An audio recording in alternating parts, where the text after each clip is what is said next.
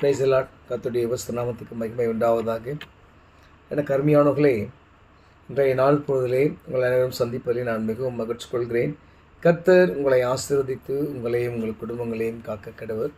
இன்றைய நாளிலே நாம் தெரிந்து கொள்ளப்பட்ட வேத பகுதி அப்போஸ்தலனாகிய பவுல் ரோமருக்கு எழுதின நிருபம் 6ஆம் அதிகாரம் 23ஆம் வசனம். இதில் 2 விஷயங்கள் இருக்குது. ஒன்று நான் படிக்கிறேன் பாருங்கள். பாவத்தின் சம்பளம் மரணம், தேவனுடைய கிருபை வரமோ நம்முடைய கர்த்தராகிய இயேசு கிறிஸ்துவினால் உண்டான நித்திய ஜீவன். பாவத்தின் சம்பளம் மரணம், இது எல்லாருக்குமே நமக்கு தெரியும்.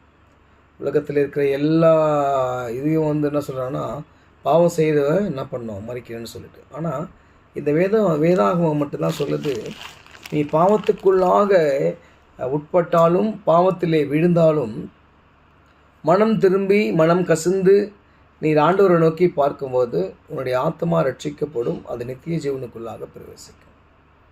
அதனால் பாவத்தின் சம்பளம் மரணம் தான். அந்த பாவத்தை விட்டு நாம் வெளியில் வரும்போது இயேசு கிறிஸ்துவின் இரத்தத்தினாலே கழுவப்பட்டவர்களாய், அவருடைய இரத்தத்தினாலே கழுவப்பட்டு அவருடைய மீட்பை பெற்றுக்கொண்டவர்களாக நம்மை மீட்டெடுத்த ஆண்டவராகிய இயேசு கிறிஸ்துவை நாம் விசுவாசித்து அந்த பாவத்துக்கு திரும்ப செல்லாதபடிக்கு நம்மை பாதுகாத்து நாம் அந்த நித்திய ஜீவனின் வாழ்க்கைக்காக நம்ம இலக்கை நோக்கி தொடரும்போது நமக்கான நித்திய ஜீவன் ஆண்டவர் வைத்திருக்கிறார். எனக்கு அருமையானவர்களே, இன்றைய காலகட்டங்களிலே பாவம் செய்வது வெறும் எளிமையாகிவிட்டது, ஃபேஷனாகிவிட்டது. புகைப்பிடிப்பதெல்லாம் ஒரு பாவமாங்க, அதெல்லாம் ஒரு பாவம் இல்லை இல்லையா? பொய் சொல்கிறதெல்லாம் ஒரு பாவமா, அதெல்லாம் ஒரு பாவம் இல்லை. கோவப்படுறதெல்லாம் ஒரு பாவமா, அதெல்லாம் ஒரு பாவம் இல்லை அப்படின்னு சொல்லி நம்ம தேர்த்திக்கிறோம் இல்லையா? ஆனால் எல்லாமே பாவம்தான் இல்லையா? நாம் நினைத்தால் கூட அது பாவம்னு சொல்லுது வேதாகமம் இல்லையா?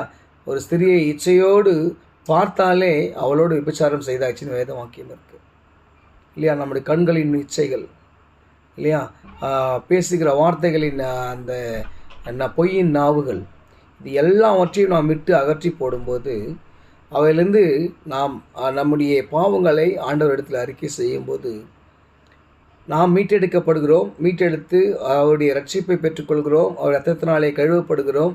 அப்படி கழுவப்பட்டவர்களாக அவருடைய பிள்ளைகளாக, அவருடைய மகளாக நாம் அவர் நமக்காக நியமித்த அந்த நித்திய ஜீவனுக்குள்ளாக பிரவேசிக்க போகிறோம். எப்போன்னு சொன்னால், நாம் நம்மை வெறுத்து நம்முடைய பாவங்களை அறிக்கை செய்து அவருடைய